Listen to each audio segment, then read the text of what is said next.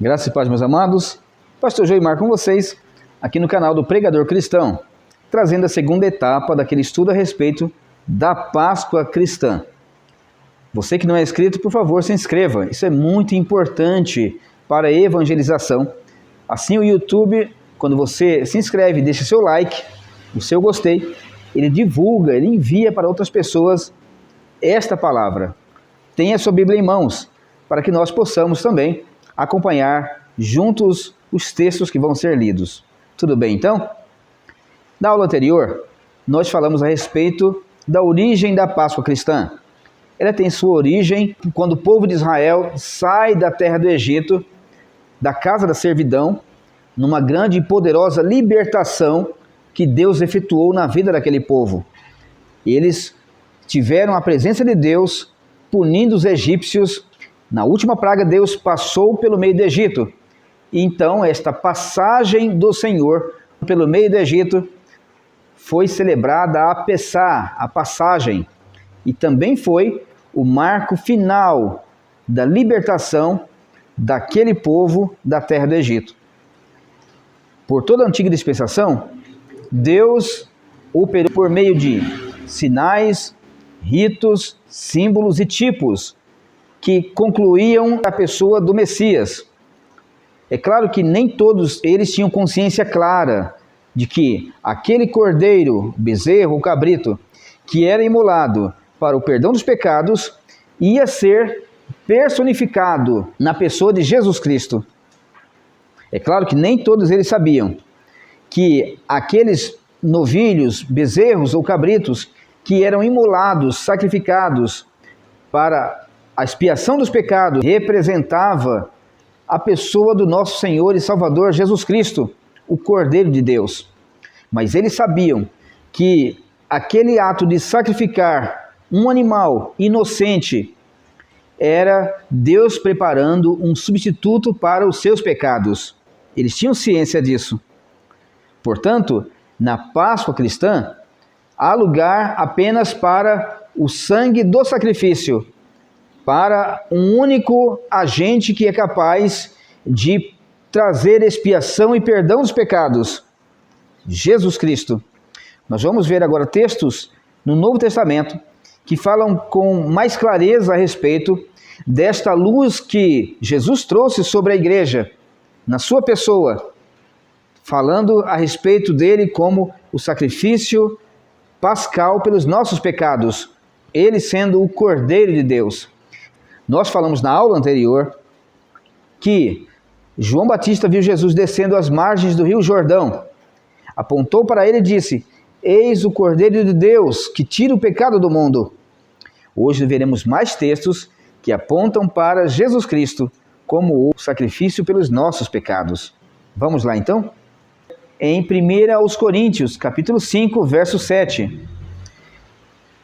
É claro que, dependendo da versão da sua Bíblia, se é ARC, ARA, NVI, Bíblia de Jerusalém ou a King James, o sentido vai ser o mesmo.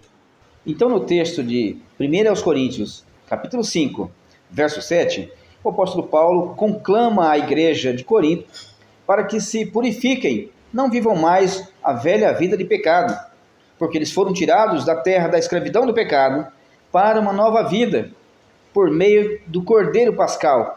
Não o Cordeiro comido lá no Egito, mas por meio de Cristo, o verdadeiro Cordeiro. Assim, Cristo não foi apenas morto, mas sim sacrificado, em lugar de todos nós. Portanto, Paulo convoca os coríntios a viverem de acordo com o novo Cordeiro e a nova Páscoa, aquele que é o ápice de tudo aquilo que Deus anunciou no Antigo Testamento, Jesus Cristo, nosso Cordeiro Pascal.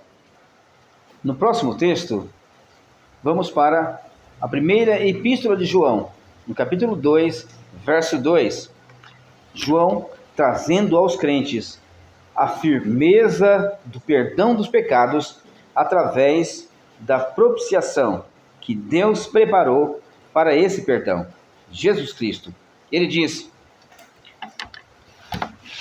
meus filhinhos, Essas coisas vos escrevo para que não pequeis. Se todavia alguém pecar, temos um advogado junto ao Pai, Jesus Cristo, o justo. Verso 2. E ele é a propiciação. Lembra-se do sangue do Cordeiro, que era aspergido sobre a tampa da arca onde estavam os querubins, onde se fazia a propiciação, chamado de propiciatório. Jesus é a propiciação pelos nossos pecados, e não somente pelos nossos próprios, mas também pelos do mundo inteiro. Expliquei na aula anterior que não é que Jesus morreu por todo o mundo, mas Jesus morreu por pessoas do mundo inteiro. Todas as nações, existem aqueles que Deus escolheu, aqueles que vão ser alcançados, lavados, redimidos pelo sangue de Jesus. Continuando, então nós entramos em Apocalipse capítulo 13, verso 8, que diz: e adoraram a besta todos os que habitam sobre a terra, esses cujos nomes não estão escritos no livro da vida do Cordeiro, que foi morto desde a fundação do mundo. Cristo estava decretado para morrer pelos nossos pecados. Já estava decretado que Jesus seria a nossa salvação e a propiciação pelos nossos pecados. Afinal de contas, quando se diz cordeiro, está apontando para o cordeiro do sacrifício, que o sangue era derramado. Então, aqueles que adoraram a besta e seguiram e aceitaram o número do seu nome, estavam selados para a perdição.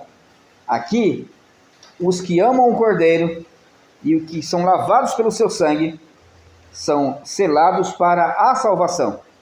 O próximo texto, acompanhe. Apocalipse, capítulo 1, verso 5. Então, e da parte de Jesus Cristo, Romartos Ropistos, a fiel testemunha, Roprototokos ton necron, o primogênito dos mortos, isto é, a se levantar dentre os mortos para nunca mais morrer. Kai roarcon ton basleon tesges, e o príncipe dos reis da terra. Então, João está dizendo que ele não somente nos amou, ele nos amou de uma vez por todas. E esse amor o levou a nos libertar igualmente de uma vez por todas dos nossos pecados. Porque ele é o Cordeiro e a propiciação pelos nossos pecados. Último texto.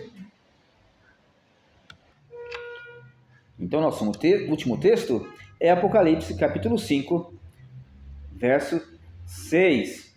A visão que João teve a respeito do Cordeiro.